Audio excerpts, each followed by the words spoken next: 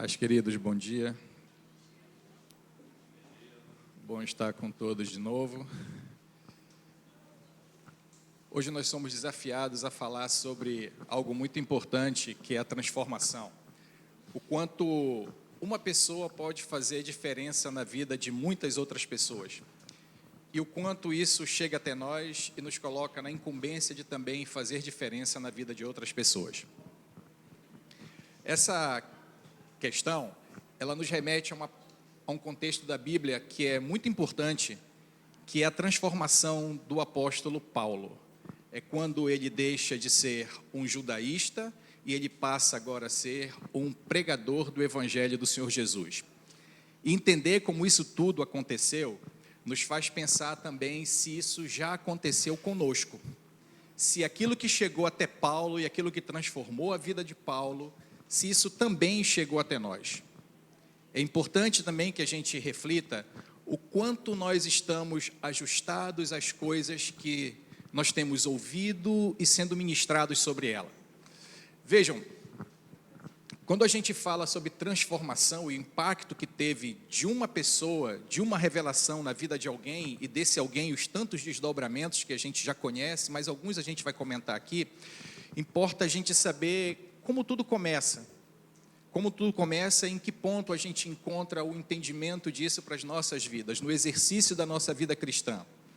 Imaginem só, para a gente entender quem era Paulo. Quem era Paulo? Ele era filho de um homem fariseu e de uma mulher que era descendente dos saduceus. Veja que durante toda essa construção de vida deste homem, ele alcançou muitas instruções sobre parâmetros, padrões religiosos, sobre crenças, sobre doutrina. Era um homem grandemente letrado, ele tinha dupla cidadania, ele tinha a cidadania romana, além de ser um hebreu, de ser um judeu. E era comum naquela época que os nascidos em Israel tivessem dois nomes, um nome judeu, um nome hebraico ou hebreu, e um nome que tivesse correlação com o grego, porque o grego era bastante influente naquela época. Então, Paulo ele tinha dois nomes, o nome de nascença, que era Saulo, igual do rei Saul, mas ficou Saulo, e também Paulo. Saulo vinha do hebreu e Paulo vinha do grego, da língua latina. Então, por que eu estou puxando esse primeiro aspecto? Para a gente entender que a transformação de Paulo, ela não passa por uma mudança de nome, como muitas pessoas procuram direcionar como se fosse esse o grande acontecimento. Ele deixou de ser Saulo e passou a ser Paulo. Não é essa a perspectiva. Mesmo porque Paulo e Saulo são rigorosamente as mesmas pessoas. Desde o nascimento, ele já carrega esse nome e ao longo de toda a sua trajetória, ele também vai carregar esse nome. Não é de mudança de nome que nós estamos falando. E para reforçar o que eu estou dizendo, o livro de Atos, que é escrito por Lucas, quando esse escritor de Atos, ele faz essas suas descrições, ele coloca Paulo e Saulo como sendo a mesma pessoa. Então, quando inicia o seu ministério, isso a gente vai encontrar lá pelo capítulo 13 de Atos dos Apóstolos, principalmente no versículo 9, então, quando ele inicia o seu ministério voltado para os gentios, principalmente no meio daquela população que falava grego, Lucas começa a se referir mais à pessoa como Paulo, porque era o nome grego, e menos como Saulo. Então é natural que isso aconteça. É natural até que algumas passagens que Lucas está escrevendo para Jerusalém, como havia muito grego, ou muitos gregos existiam ali, ele também começa a falar como Paulo, que é o nome grego e não o nome de batismo original, Saulo de Tarso, como a gente sabe. Então, o que a gente quer trazer aqui é que essa colocação de Lucas, quando escreve sobre Saulo, sobre Paulo, é que o núcleo da igreja começa a mudar a partir do que o Espírito Santo desce sobre eles, que está em Atos 1:8, e a partir daí a igreja começa a ser descentralizada de ser um radicalismo judaico, e ela passa agora a ser a igreja que vai ser pregada até os confins da terra, aos gregos, aos romanos, aos citos, a todos, e até chegar até nós. Então, quando Lucas faz essa menção, está em Atos 13:9, ele coloca um argumento decisivo sobre isso. Vejam só o que ele escreve: contudo, Saulo, que traduzido é Paulo, cheio do Espírito Santo, olhando atentamente para Elimas, o repreendeu, dizendo, ponto. Então, só para a gente entender que quem escreve Atos, que é Lucas, ele trata Paulo e Saulo como sendo a mesma pessoa. Portanto, transformação de Paulo ou de Saulo não é uma mudança de nome. O que aconteceu foi uma mudança de perspectiva. Eu sei que isso pode ser frustrante para algumas pessoas, até porque muitas vezes a gente é instruído que na transformação é uma mudança completa de todos os aspectos, e na verdade não é bem assim. Eu sei que a Bíblia nos ensina que lá atrás Deus mudou o nome de Jacó para Israel, mudou o nome de Abrão para Abraão, Deus fez várias coisas nesse sentido, ok? Mas não é essa a perspectiva aqui de Paulo. Então, quando a gente está tratando sobre o que aconteceu com o apóstolo Paulo, nós não estamos falando de um estereótipo, nós não estamos falando de uma identidade física, ou geográfica, ou ambiental, nós estamos falando de uma mudança completa sobre a ótica de como se enxerga as coisas de Deus e as coisas da vida. Amém, igreja? Então, dito isso, eu queria só falar com os irmãos um pouquinho do histórico desse homem. Quem ele era, o que ele fazia antes de ser cristão. Então, como eu disse, ele era nascido de uma cidade chamada Tarso, na Cilícia, que hoje é a atual Turquia. Era filho de fariseu, portanto, ele foi criado no farisaísmo, da tribo de Benjamim, e ele era conhecido como Saulo de Tarso, era um cidadão romano, ele tinha dupla cidadania. E a formação dele, a construção dele, traz a ele uma série de valores que ele carrega durante toda a sua vida, até o momento em que ele tem o encontro com o Senhor Jesus. Então, ele foi um cara instruído no templo de Salomão, onde as maiores instruções para o povo judeu era feito na lei oral. Então, ele foi instruído por um cara chamado Gamaliel, que era um cara extremamente conceituado, era um rabino muito conceituado, procurado por muitos. E, além disso, ele tinha um ofício da vida comum. Ele aprendeu a fazer tendas. Ele construía tendas. Isso já deixa claro para nós um certo aspecto que Paulo não tinha um valor social, financeiro destacado. Ele não vinha de uma casta destacada de riqueza, mas ele carregava uma riqueza muito grande no coração dele, que eram as instruções da lei judaica, daquilo que a lei oral trazia para ele. E a dedicação de Paulo era exatamente essa. Paulo era apaixonado por uma doutrina, ele era apaixonado por zelar pela lei, e a partir disso, em que ele tinha o zelo pela lei, ele começou a carregar uma outra bandeira. Para eu zelar pela lei, para eu zelar pelo judaísmo, eu preciso combater esses tais cristãos. Eu preciso acabar com esses tais cristãos. Então, ele viveu, a partir de um dado momento, como um perseguidor contumaz da igreja do Senhor Jesus, nos arredores de Jerusalém. Ele castigava os discípulos e seguidores de Cristo, castigava fisicamente até a morte, muitas vezes. Ele castigava psicologicamente, obrigando que em público eles declinassem da fé e blasfemassem. Essa era a tônica de Paulo, ele se dedicava a isso. E, queridos, com que autoridade ele fazia isso? Com que autoridade? Quem dava a ele tanto poder, tanta liberdade para que ele fizesse assim? Então, por ele ser um cara muito culto, um cara muito bem formado, instruído nas coisas judaicas, nas tradições judaicas, ele era uma referência para a sua época. Muitos queriam ser como Paulo, muitos olhavam para ele e o viam como uma luz, um luzeiro para aquela realidade que eles viviam. Muitos queriam imitar a Paulo, tal a sua vocação, tal a sua performance, o seu desempenho, o status que ele tinha no meio daquela sociedade.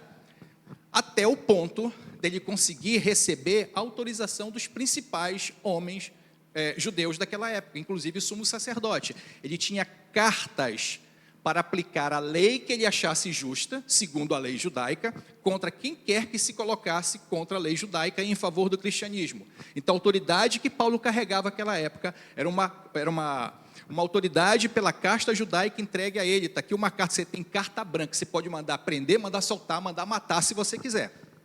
Essa é a autoridade que Paulo recebia. E ele assim procedia. As cartas autorizavam Paulo a prender os seguidores de Cristo, levá-los presos para Jerusalém e, se fosse o caso, até mesmo matar.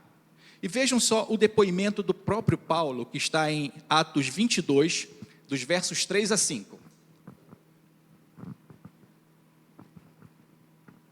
Então Paulo declarou: sou judeu, nascido em Tarso da Cilícia, mas criado nesta cidade. Fui educado rigorosamente na lei dos nossos antepassados, aos pés de Gamaliel, sendo tão zeloso por Deus, assim como estás vendo vós neste dia. Persegui os seguidores do caminho até a morte, entenda-se o caminho aí, aqueles que seguiam Cristo Jesus. algemando tanto homens quanto mulheres e jogando-os no cárcere. Como bem pode testemunhar o sumo sacerdote, assim como todo o conselho dos anciãos, visto que deles recebi cartas requisitando a cooperação dos irmãos, e segui para Damasco com a finalidade de deter e trazer algemados para Jerusalém os que ali estivessem, para serem severamente punidos. Então, Paulo mesmo dá um prospecto, um perfil do que era a sua vocação e de quem ele tinha autorização, quem deu a ele autoridade para fazer o que ele fazia. Dito isso, queridos, a pergunta que fica é: o que então aconteceu com Paulo? O que aconteceu para ele ter essa mudança? A gente encontra na Bíblia uma referência bastante clara sobre isso. Paulo teve um encontro com Jesus. Jesus propiciou para ele um encontro, para que as coisas fossem transformadas na sua vida e, a partir disso, outras coisas fossem transformadas para o Evangelho. Entendam, por que um homem com tanta instrução quanto Paulo, um homem com tanto status na sociedade, altamente condecorado, estimado pelos judeus, temido pelos judeus e temido pelos outros não-judeus, de repente, ele muda as suas convicções? Por que ele mudaria as suas convicções? Por que ele mudaria de vida? O que faria esse homem abandonar todo o prestígio, todo o status, toda a zona de conforto e sair da condição de perseguidor para ser um perseguido pelo seu próprio povo? A gente encontra isso, queridos, numa resposta que está em Atos 26, a partir do verso 1 até o 11. Diz assim: então, Agripa, Paulo está se reportando a um rei de Roma. Ele foi detido naquele momento pelo governador chamado Fastos, e aí ele vai se reportar ao rei. Ele fala: então, Agripa, que é o rei, dirigindo-se, Paulo declarou: é permitido que faças uso da palavra em tua defesa. Em seguida, Paulo fez um sinal com a mão, inclinou a apresentação da sua defesa. Ó rei Agripa, considero-me abençoado por poder estar hoje em tua presença, a fim de verbalizar minha defesa contra todas as acusações dos líderes judeus, especialmente porque és versado em todos os costumes e questões que há entre os judeus. Por este motivo, rogo-te que me ouças com paciência. É de pleno conhecimento de todos os judeus como tenho vivido desde criança, tanto em minha terra natal como em Jerusalém. Eles me conhecem há muito tempo e podem testemunhar, se assim o desejarem, o que, como fariseu, vivi conforme os ditames da seita mais rigorosa da nossa religião. Contudo, agora estou aqui para ser julgado por causa da esperança da promessa feita por Deus aos nossos antepassados.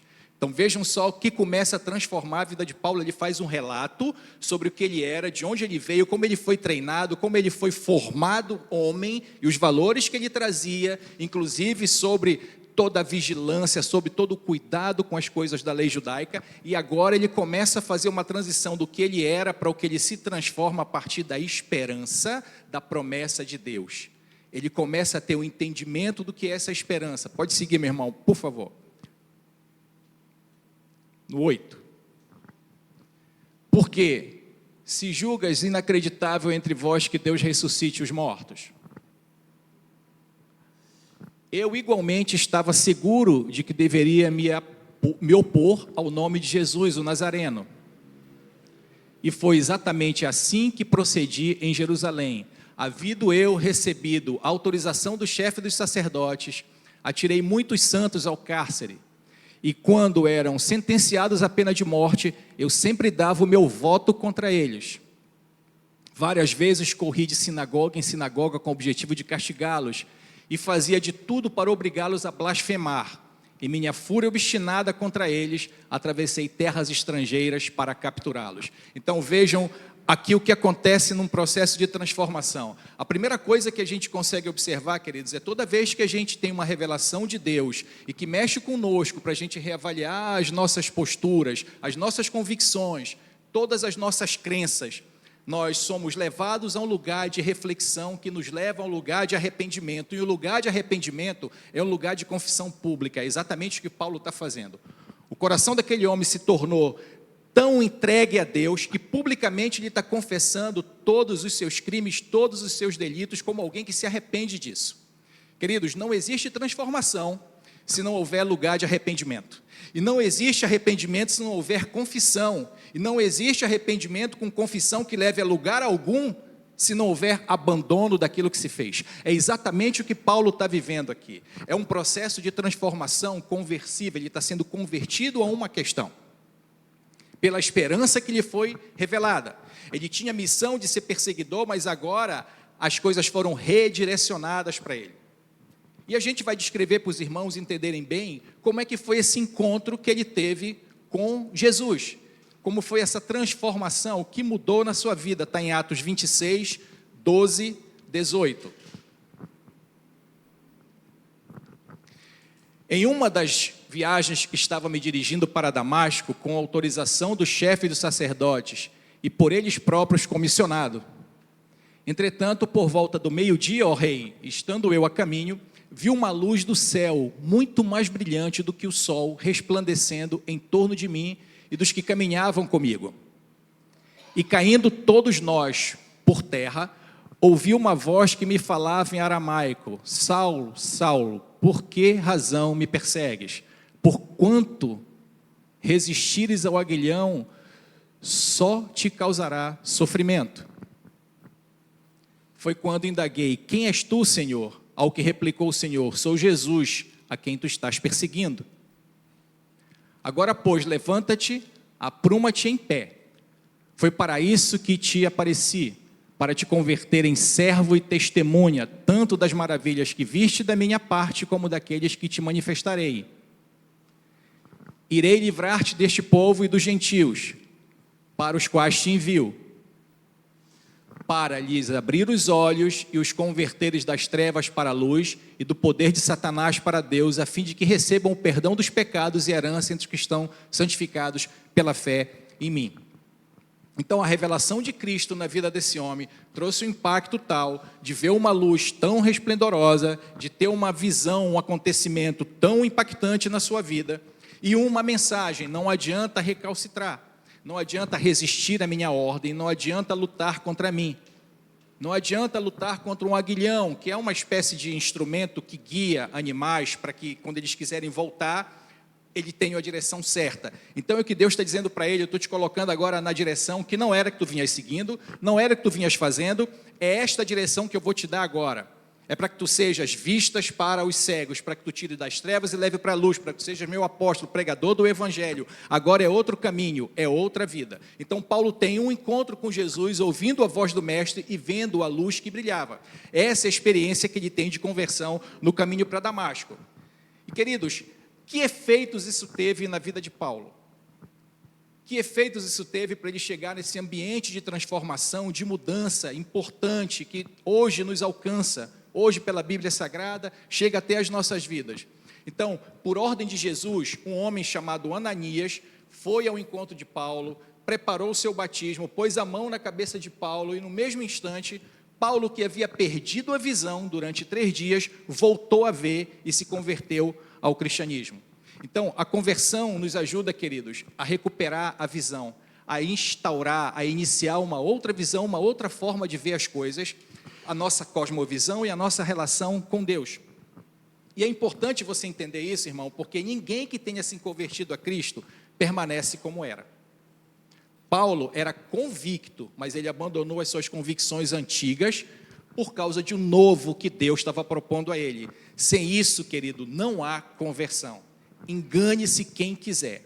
Mas se não houver abandono das antigas convicções, das antigas crenças, dos antigos valores e costumes, não houve conversão. Nós estamos ainda caminhando no engano, tentando uma transição que de fato não a conheceu. Mas Paulo deixa claro, ele larga todas essas coisas e aceita um chamado para ser transformado de um perseguidor agora para um propagador do evangelho, e ele nessa condição vai ser perseguido. Então fica claro, querido, que a mudança que houve com Paulo não é uma mudança de nome, é uma mudança de direção. Nós percebemos que Jesus não muda o nome de Saulo, ele mesmo fala: Saulo, Saulo, por que me persegues? Jesus não mudou o nome de Paulo ou o nome de Saulo. Nada na narrativa sugere que Jesus fez isso ou mudou posteriormente esse tipo de tratativa com a pessoa que era ali. E mesmo ao tratar com Ananias, quando Jesus fala para Ananias ir lá impor a mão a Paulo, Ananias está morto de medo. Está em Atos 22, bote para mim, meu irmão, Atos 22, 12 e 13. Ananias está com muito medo. Porque ele fala assim, um homem piedoso, o Senhor falando para Paulo, um homem piedoso, segundo a lei, chamado Ananias, e muito respeitado por todos os judeus que ali moravam, veio ao meu encontro, colocando-se de pé ao meu lado, determinou: irmão Saulo, recupera a tua visão. Então vejam, quando Ananias, seguindo a ordem de Deus, quando seguindo a ordem de Jesus, foi batizar, impor as mãos sobre Paulo, ele não chamou de Paulo, ele chamou de Saulo. Então nada mudou.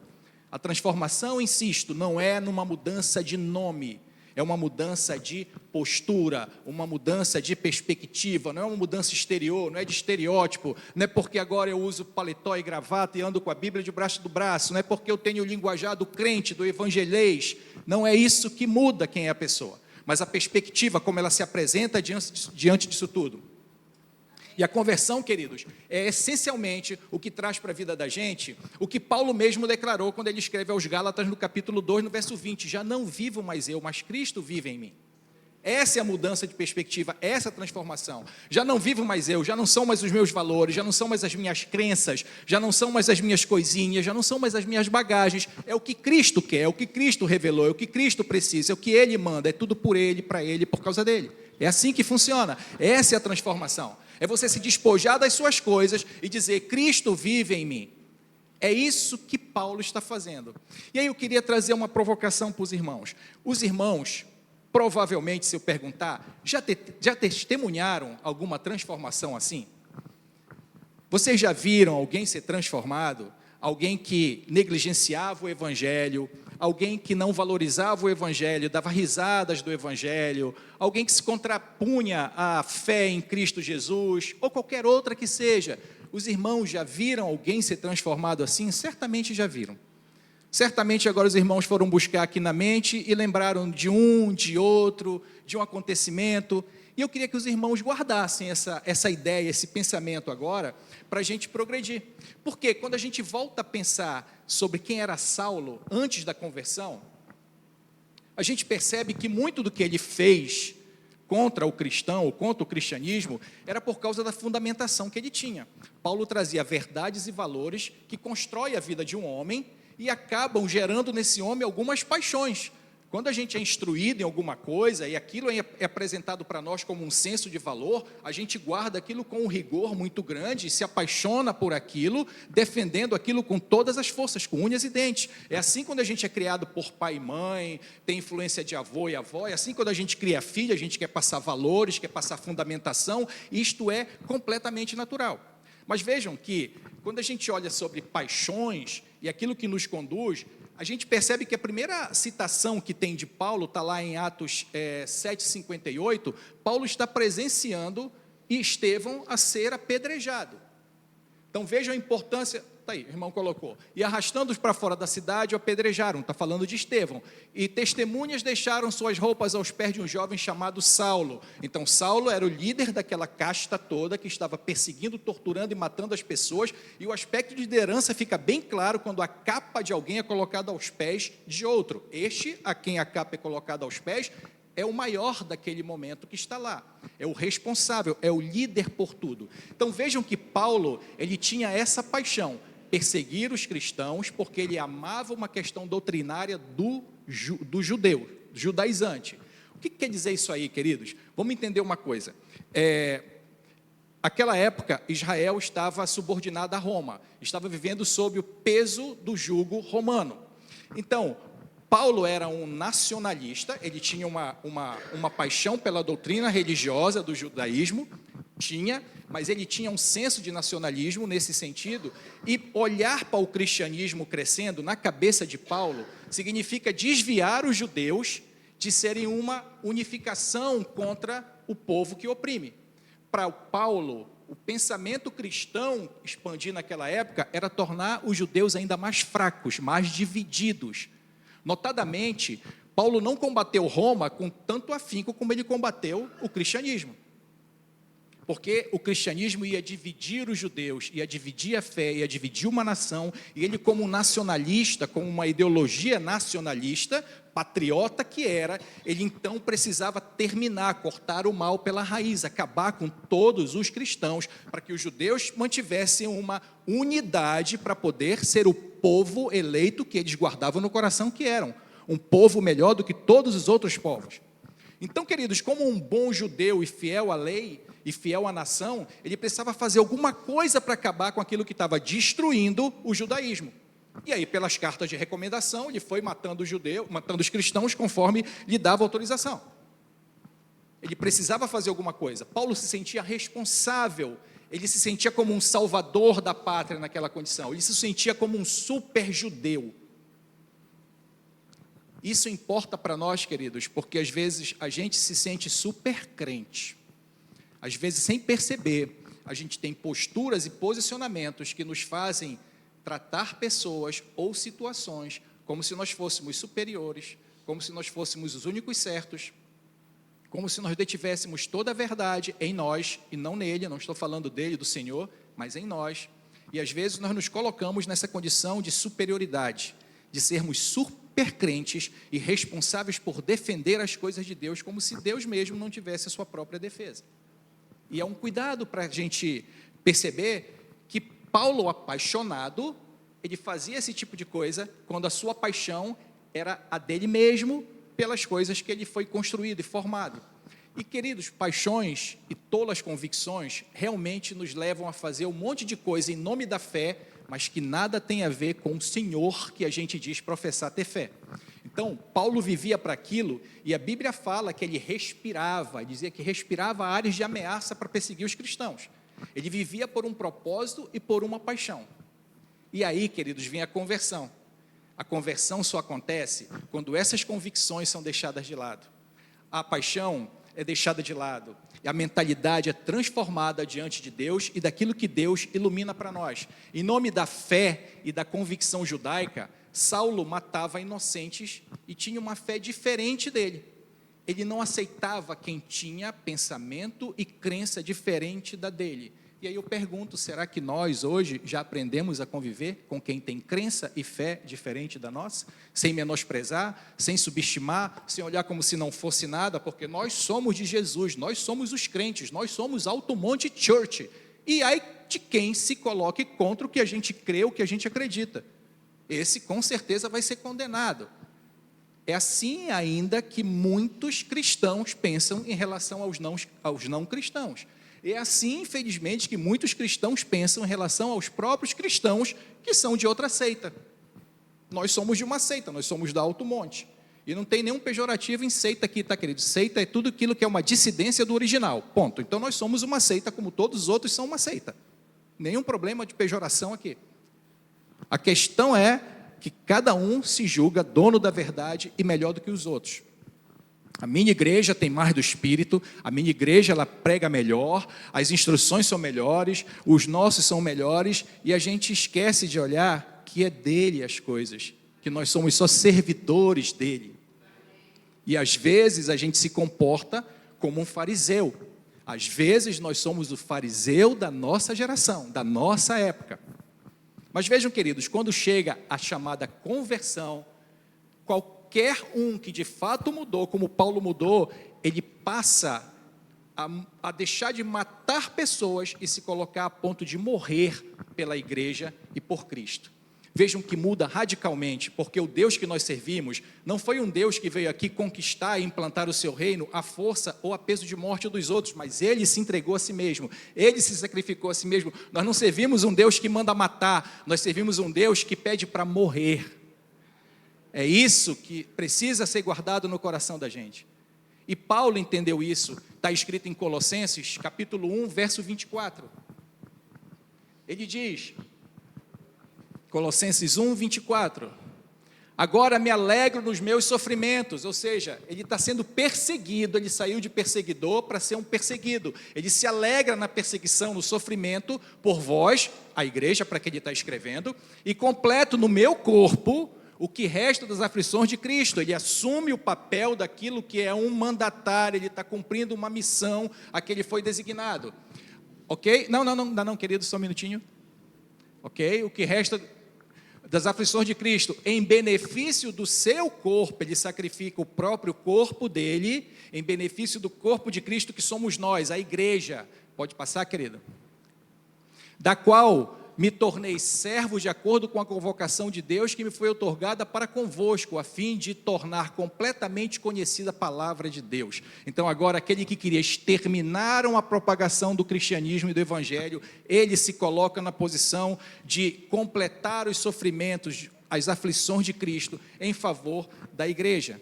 E mais, queridos, ele ainda escreve em Gálatas capítulo 1, verso 23, está relatado, que diz assim: as pessoas que viam Paulo pregar naquele momento olhavam e diziam, eles apenas ouviam a notícia, aquele que antes nos perseguia, agora está proclamando a mesma fé que outrora procurava destruir. Então, essa é a transformação, queridos, é mudar, é estar diametralmente oposto ao que você era, ao que você fazia, o que você pensava, o que você pregava, o que você vivia, e agora você está diante de Deus, fazendo aquilo que Deus te designa a fazer, te direciona a fazer. Essa é a transformação, essa é a mudança daquilo que acontece. Paulo, que era o perseguidor, era um incrédulo, agora ele passa a ser um perseguido e um dos mais ferrenhos crentes para propagar o evangelho. Antes ele combatia e agora ele exalta e propaga o evangelho. E aí, irmãos, também outro cuidado que a gente precisa ter, porque às vezes a gente estando no meio, tem a sensação de que está propagando a verdade do Senhor, propagando o evangelho de Cristo, e às vezes a gente talvez esteja perseguindo o evangelho que a gente gostaria de defender. Sabe, irmãos, como é que a gente combate o evangelho?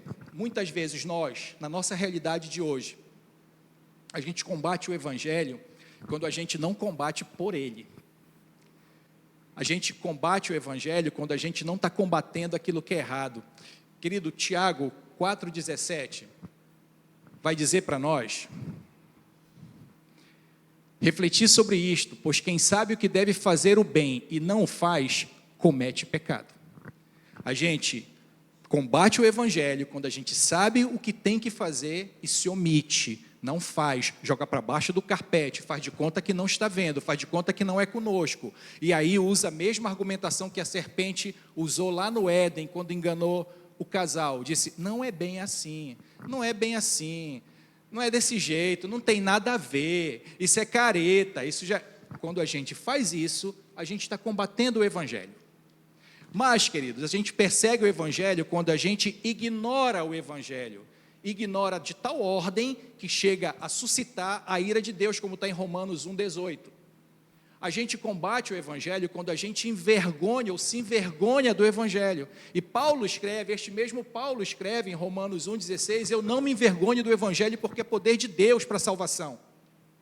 Mas quando a gente se esconde, com medo das pessoas, com medo da represália, com medo que vão caçoar da gente, ou vão nos chamar de tolos, de bobos, de mentes ingênuas, a gente vira ultra secreto agente de Deus. Ninguém sabe que a gente é evangélico, ninguém sabe que a gente é cristão.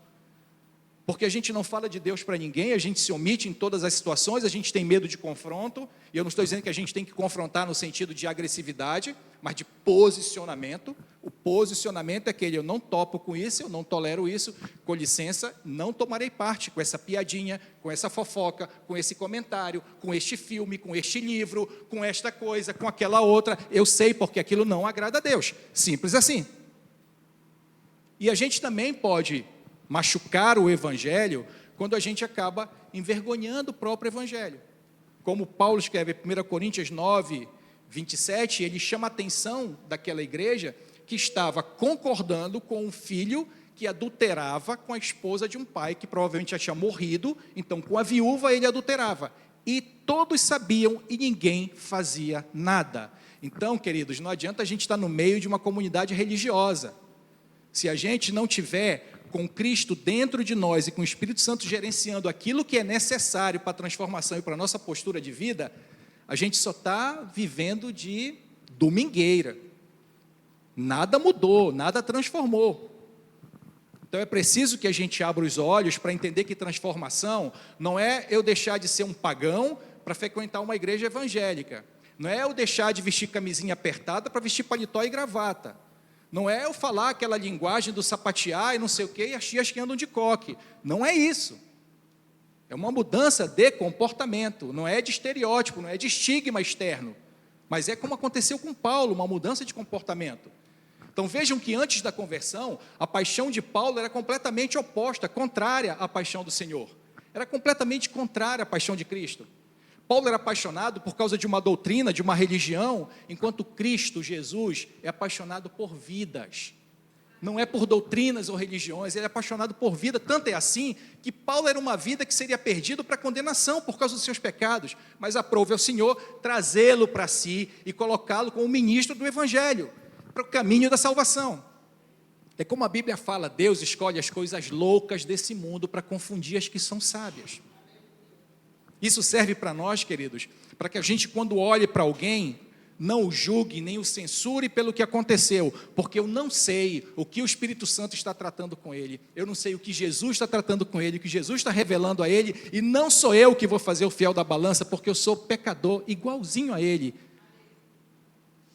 Esse é muito cuidado que a gente precisa ter. Deus escolhe as coisas loucas para confundir as que são sábias, ou as que se pensam sábias. E a Bíblia diz que pela sabedoria humana, ninguém consegue alcançar ou conhecer a sabedoria de Deus. Porque nós vivemos das nossas paixões e tolas convicções que essas paixões eram. Então, queridos, quando Paulo tem esse encontro com Cristo, e vejam que uma coisa, ela é significante ou significativa para outra. Quem diria que uma virgem adolescente daria a luz ao Salvador de todos? Uma vida. Quem diria que aquele homem carpinteiro que tentou abandonar com medo da vergonha de ter uma mulher prometida a ele, que ia ter um filho, mas que não era dele, aquele homem ficou uma vida. Um menino que nasceu numa manjedoura, quem olharia para ele e diria, esse é o rei, esse é o Salvador? Uma vida. Paulo, ou Saulo de Tarso, uma vida. E cada um de nós, queridos, uma vida que pode ser transformada e transformar outras tantas vidas. A conversão nos leva a esse senso de responsabilidade.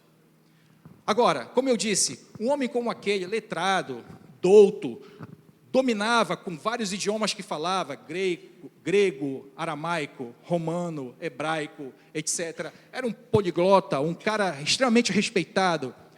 Por que ele larga tudo aquilo com uma zona de conforto e passa a viver numa perseguição tremenda o resto da sua vida até ser morto? É porque nós já pregamos aqui, queridos, que por que morrer por uma mentira? É porque nós não morremos por uma mentira, Paulo morreu por uma verdade. Por que o Messias precisava ser morto? É porque ele não é morto, ele se revelou vivo para Paulo no caminho de Damasco.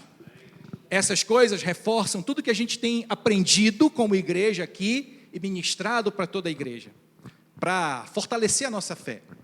E todas essas coisas têm evidências. Paulo podia muito bem ficar onde ele estava, mas ele não recalcitrou, ele não resistiu ao que o Senhor Jesus mandou que ele fizesse.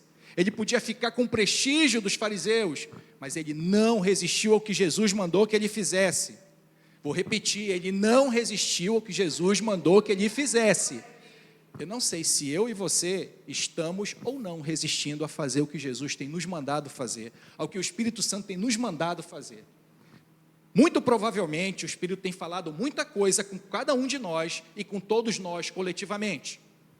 Se nós estamos ouvindo ou se nós estamos nos recalcitrando, é um autoexame que a gente precisa fazer, igreja.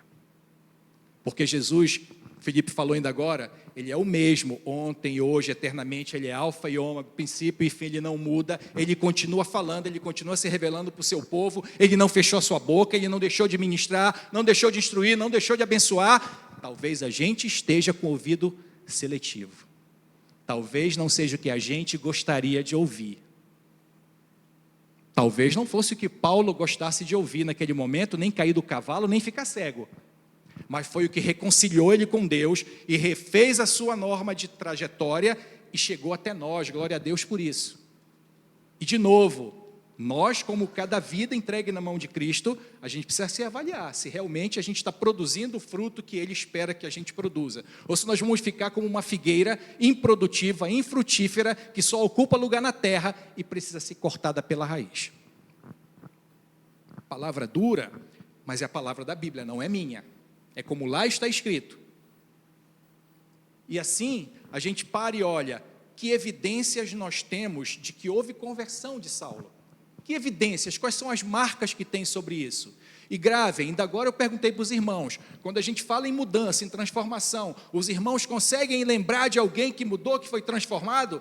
E agora eu pergunto, quando os irmãos lembram de que lembraram, quais as evidências os irmãos têm sobre isso que estão lembrando agora? E eu vou mostrar que evidências nós temos de que Paulo mudou. Queridos, primeiro, Paulo tinha carta de autorização para mandar prender e soltar e mandar matar. A partir da conversão, Paulo escreveu suas epístolas para os cristãos que chegou até nós, graças a Deus, até hoje. As epístolas paulinas. Paulo viajava para buscar os cristãos, ou os do caminho, para prendê-los, para algemá-los e até para matá-los. Depois Paulo começou a viajar para pregar o evangelho, passando por naufrágios, por perseguições, ameaça de morte, fugindo dentro de um cesto pela janela e outras tantas coisas. São evidências de que esse homem que foi transformado, de fato foi transformado. Antes ele era um racionalista, um racista, um sectarista, era só os judeus eram os melhores. Mas após a conversão, ele se apresenta como apóstolo para os gentios. Atos 9:15, meu irmão. Vamos às evidências, o que a Bíblia nos diz? Atos 9:15. Porém o Senhor ordenou-lhe, vai, pois ele é para mim um instrumento escolhido, a fim de levar o meu nome diante dos gentios e dos seus reis, e perante o povo de Israel. Isso é Deus, é o Senhor Jesus dando instrução para Ananias, para ir e ministrar sobre a vida de Paulo, porque ele seria apóstolo para os gentios, aquele que só defendia o farisaísmo, o judaísmo, agora defende o evangelho para toda criatura, proclama o evangelho para toda criatura. Isso é mudança, querido. O preconceito de Paulo caiu, a soberba de Paulo, que os judeus são melhores do que os outros, caiu. Precisa cair as nossas também, querido. As nossas sensações de que somos melhores do que os outros, que nós somos melhores do que os que não são, isso precisa cair, queridos. Nós só somos melhores por causa do que Cristo fez, porque nós não fizemos nada para merecer o status de ser melhor. Tudo foi feito por Ele. E a gente precisa entender isso com humildade e a responsabilidade. Diante dessas argumentações, essas argumentações mostram claramente que houve uma mudança de Paulo, uma mudança de perspectiva. Ele parou de ser aquele nacionalista e passou agora a assumir uma responsabilidade para a qual o Senhor chamou, 1 Coríntios 9, 19 e 23. Porque, embora seja absolutamente livre de todos, Paulo dizendo, fiz-me escravo de todos para ganhar o maior número possível de pessoas. Tornei-me um judeu para os judeus, para os que estão subjugados pela lei, tornei-me como se estivesse igualmente sujeito à lei, embora eu mesmo não esteja debaixo da lei, com o objetivo de ganhar aqueles que estão dominados pela lei. Para os que estão sem lei, tornei-me como sem lei vivesse, embora não esteja livre da lei de Deus, mas submisso à lei de Cristo, a fim de ganhar os que não têm lei. Para os fracos, tornei-me semelhantemente fraco para ganhar os fracos, fiz-me tudo para com todos, com finalidade de conseguir de qualquer maneira possível salvar alguns. Faço tudo isso por causa do Evangelho, a fim de me tornar coparticipante deles. Este é o momento de transformação, queridos. Aquele que defendia uma casta única, judaizante, farisaica, de status, agora ele é tudo para todos, porque ele recebeu um chamado daquele que é tudo em todos. E em função disso, ele responde de forma favorável. Na sua antiga paixão, Paulo achava que fazia o bem. Era o achismo, é o achismo que nós carregamos quando a gente é apaixonado por uma coisa e acha que está certo, a gente pisa e acha que está certo, que está correto, que essa é a forma. E aquele que achava que fazia o bem, após a sua conversão, ele aprendeu o que é o bem, porque antes ele era um assassino, e agora, como está escrito em Romanos 12, 18, antes um assassino, e agora, Romanos 12, 18, ele dá a seguinte declaração, empreendei todos os esforços para viver em paz com todos. Ou seja, naquilo que depender de vocês, tenham paz com todos os outros. Aquele que era um guerreiro assassino, vira hoje um ministrador da paz. Aquele que leva como um pacificador, que é uma marca do Evangelho. Na sua antiga paixão, Paulo tinha essa ideia. A sua missão de fé e de sofrimento era outra. Agora, as coisas renovadas mostram que Paulo se modifica também com aquilo que o Espírito ministra para ele. 1 Coríntios 16, 13. Vigiai, permanecei firme na fé, portai-vos corajosamente e sedes fortes diante da tribulação, diante das tormentas, diante das perseguições. Essa é a forma como Paulo reage. Essa é a forma como ele instrui que a igreja reaja. E mais do que isso, ele coloca em Gálatas 6:9, não vos canseis de fazer o bem. Não cansem de fazer o bem, e não desfaleçamos de fazer o bem, pois se não desistirmos, colheremos no tempo certo. Mais do que isso, Paulo, aquele perseguidor ferrenho, grosseiro, violento, assassino, ele escreve agora para Timóteo, em 1 Timóteo 4,7, dizendo, exercita-te na piedade, exercita-te na piedade. Ele fala, mas rejeita as fábulas profanas e as falatórias dos insensatos, exercita-te, porém, na piedade. Não te mete em fuxico, não te mete em fofoca, não te mete em medição de força, de conhecimento para ver quem é melhor do que... Exercita-te na piedade. Quer mostrar que é melhor do que o outro? Ser servo de todos. Quer mostrar que é bom? Ser piedoso. Ser mensageiro da paz. Mantém vigilância em oração, nos sofrimentos, nas tribulações. Esses são testemunhos, essas são evidências de que Paulo, de fato, ele sofreu, ele passou por uma mudança.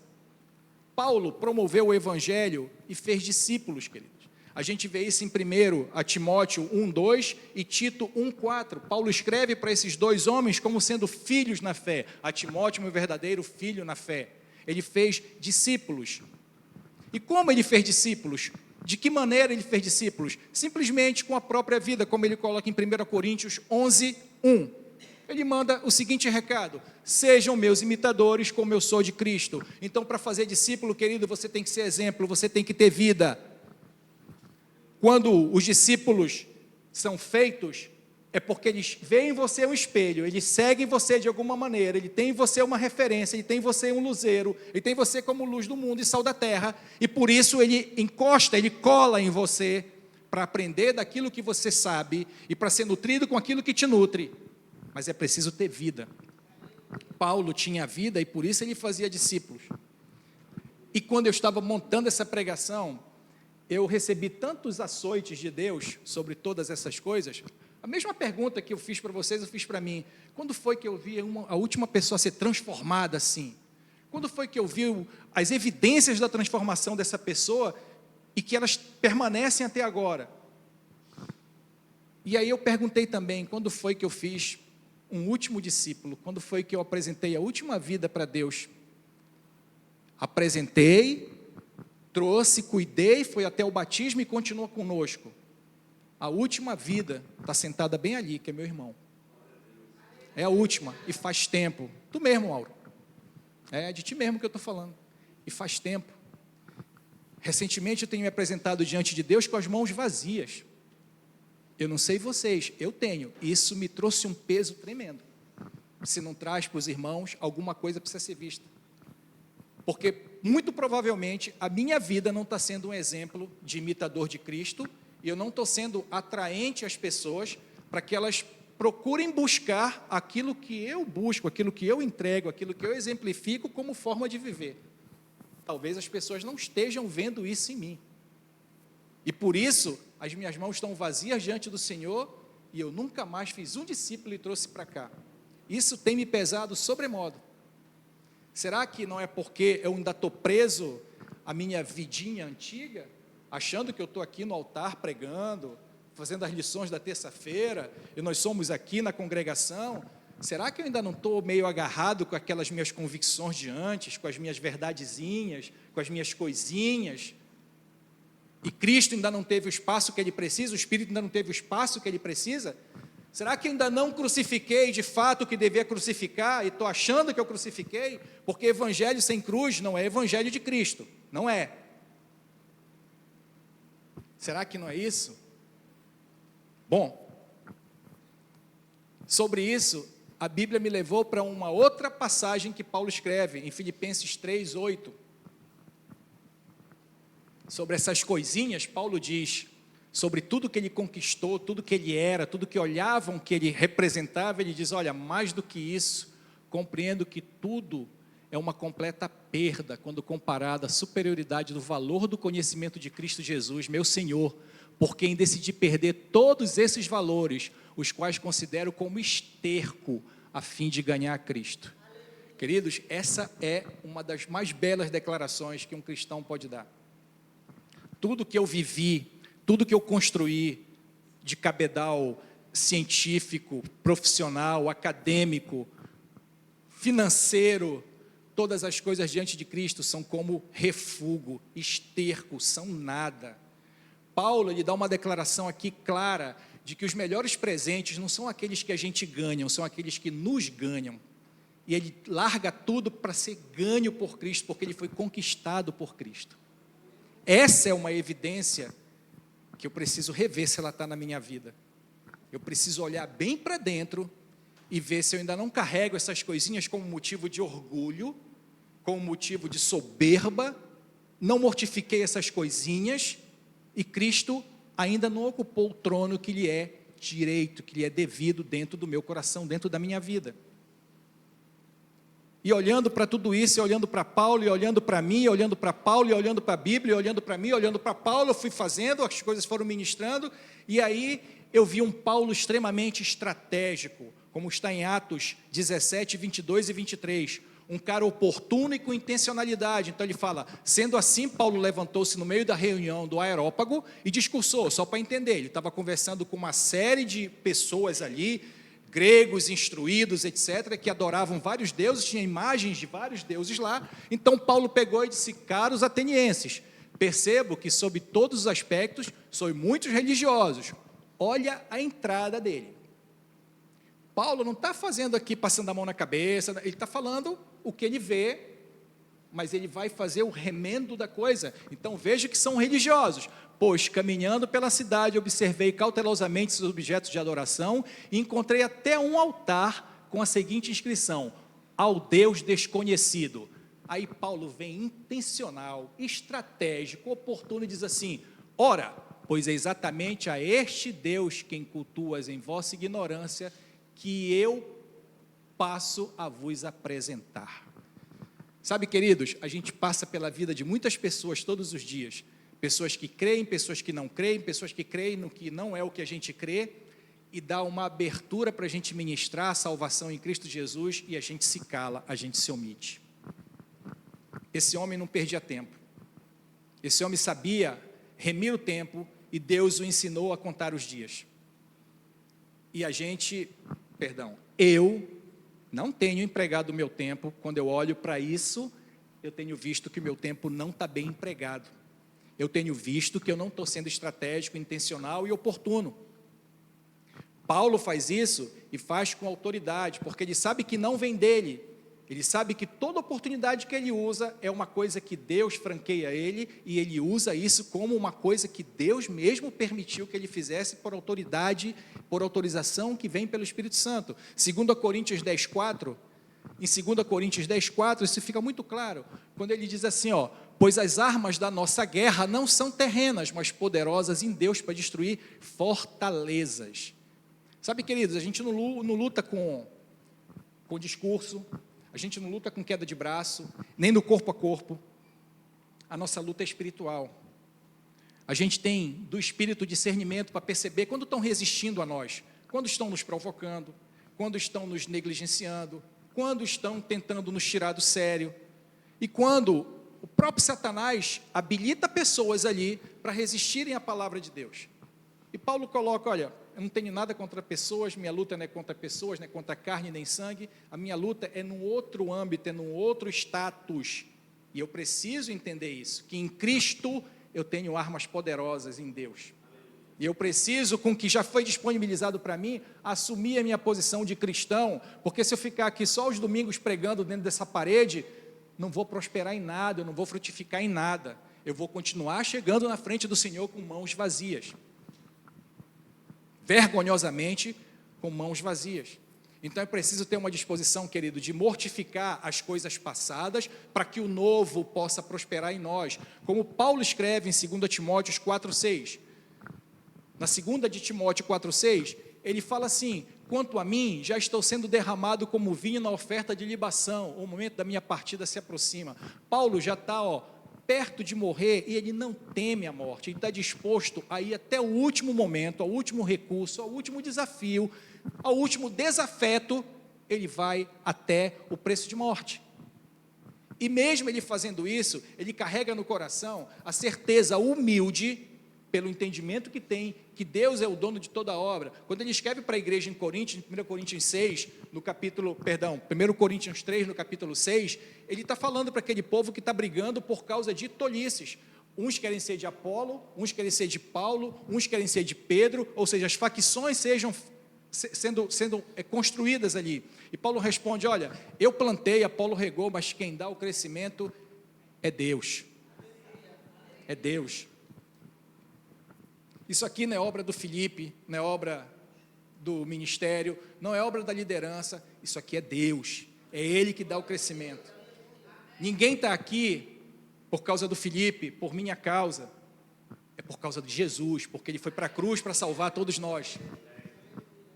Paulo, entendendo isso, ele era imparável. Em Filipenses 1,14, ele mostra o quanto ele era imparável. Irmãos, em sua maioria os motivos no Senhor por minhas algemas, ousam pregar com mais coragem e determinação a palavra de Deus. Ele mesmo preso, mesmo algemado, mesmo encarcerado, ele não parava de pregar, ele louvava a Deus, ele não parava de ministrar, ele não perdia tempo. Paulo era um homem que tinha sabedoria espiritual, ele pregava ensinando que tem as lutas da carne contra o espírito, e o espírito militando contra a carne. Paulo escreve para os Coríntios, no capítulo 12, sobre os dons, e mostrando que a diversidade, a diferença entre as pessoas, isso precisa ser respeitado. Paulo escreve em Efésios, capítulos 5 e 6, toda uma doutrina de como se comportar em qualquer tipo de convivência, marido e mulher, pais e filhos, filhos e pais, patrões e empregados, empregados e patrões, pares e pares. Ele escreve tudo isso com simplesmente o rigor que o Espírito Santo ministra na sua vida para instruir como deve ser a convivência da sua igreja.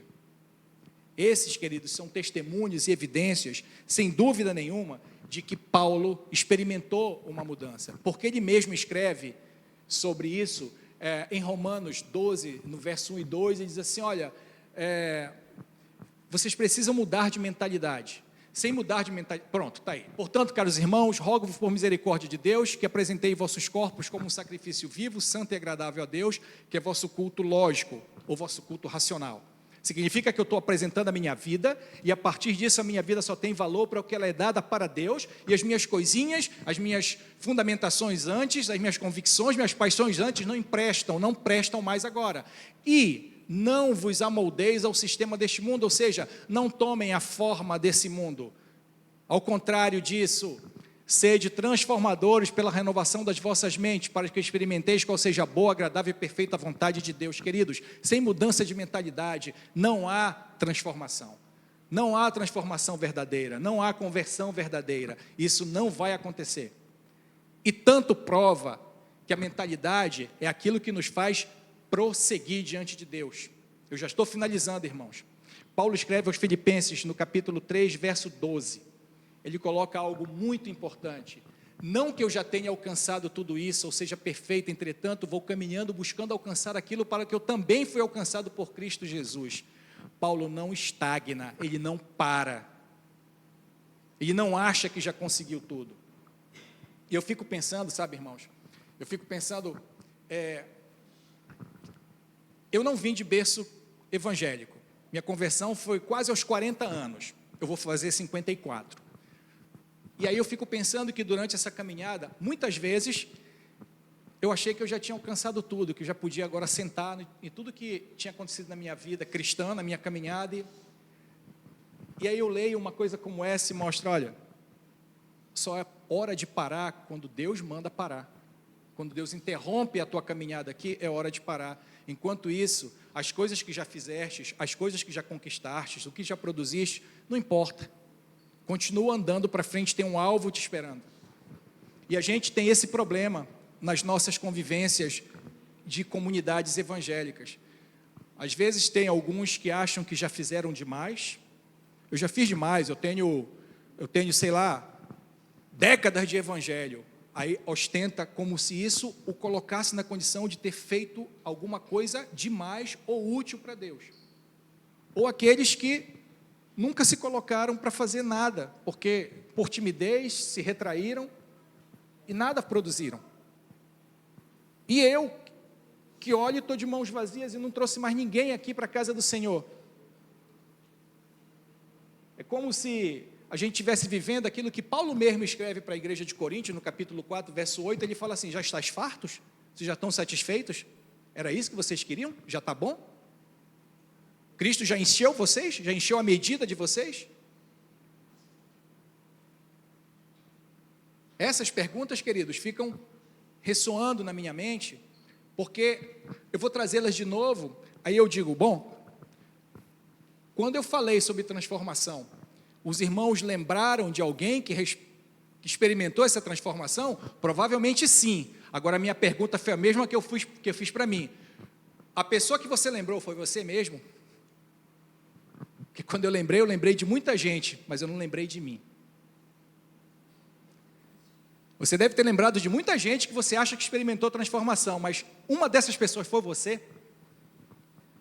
Você experimentou realmente então a transformação? Então, olhando para isso, a outra pergunta que eu fiz também vale. Então se foi você que experimentou a transformação, onde estão as evidências da sua transformação? Elas pararam lá quando você disse, sim, aceito Jesus, e de lá parou? O que foi produzido a partir daí? Não, mas eu estou no evangelho há 60 anos, há 70 anos, eu prego ali, eu prego lá, eu ministro não sei onde, eu louvo, Cadê o que você está entregando para Deus no dia a dia? Porque o que Ele quer que você entregue no dia a dia? O que é o principal que Deus quer que você entregue na vida para Ele? Com certeza é você mesmo. Com certeza sou eu mesmo, como Paulo fez. Antes de todas as coisas, Paulo se consertou com Deus, se acertou com Deus, para que ele pudesse ter todo esse revestimento de poder para fazer o que ele fez, para ter o ministério que ele teve. Então, irmãos, que fique para nós a ideia de que o que aconteceu com Paulo, que foi uma transformação, ela está escrita, revista, revisada, republicada, com o mesmo teor, porque não muda o conteúdo, pode mudar a linguagem, mas o conteúdo é o mesmo, e ela está testificada na Bíblia Sagrada. Agora, o que está acontecendo comigo ou com você, vai estar anotado no outro lugar chamado Livro da Vida. E esse, quando for aberto, e só tem um que pode abrir, a gente vê isso em Apocalipse, só tem um que vai abrir. Quando ele abrir, o que será que ele vai ler do meu escrito no livro da vida? Ou do seu, irmão? Será que a gente experimentou as mesmas coisas que Paulo experimentou? Por que será que Paulo fez tanto, teve tantos milagres na vida de Paulo, tantas coisas grandes que Paulo fez, que o Espírito Santo fez a partir da vida dele? Por que será que a gente não vê isso hoje nos nossos tempos? Na nossa vida, ao nosso redor, na nossa comunidade? Será que não nos falta alguma coisa? Isso me leva àquela palavra do jovem rico que foi falar com Jesus, perguntando, mestre, o que eu preciso fazer para alcançar a salvação? Aí Jesus falou, conhece os mandamentos? Cumpre os mandamentos. Jesus já está sabendo que ele, isso eu faço desde jovem. Aí Jesus disse, mesmo? Então deixa eu te dizer, vende tudo que tu tens, ou seja, teus valores, tuas convicções, teus apegos, larga tudo e dá para os pobres e vem, e me segue. Porque Jesus falou para ele, falta-te uma coisa. E a mesma coisa que o Senhor diz para nós hoje. Igreja, falta-te uma coisa. Eu estou frequentando as terças, aos domingos, isso e aquilo. Falta-te uma coisa. Cadê os frutos que tem para me entregar? Cadê as evidências da tua conversão? Cadê a tua vida como derramada aos meus pés e a tua vida como um exemplo para que outros venham e sejam levados a mim, entregue aos meus pés na mesma cruz que por eles eu também fui sacrificado? Cadê? Então vejam, queridos, que uma vida como a de Paulo mudou muitas vidas, inclusive hoje na nossa geração, pelas leituras que fazemos. É a vez agora de cada um de nós, como a vida que nós dizemos que entregamos a Deus, como servos do Senhor que dizemos que somos, ministros do Evangelho, e a gente se intitula de um monte de coisa, aí a gente vai enchendo o balde, aí beleza. Mas cadê os frutos? Onde estão os frutos? Amém, igreja? Glória a Deus.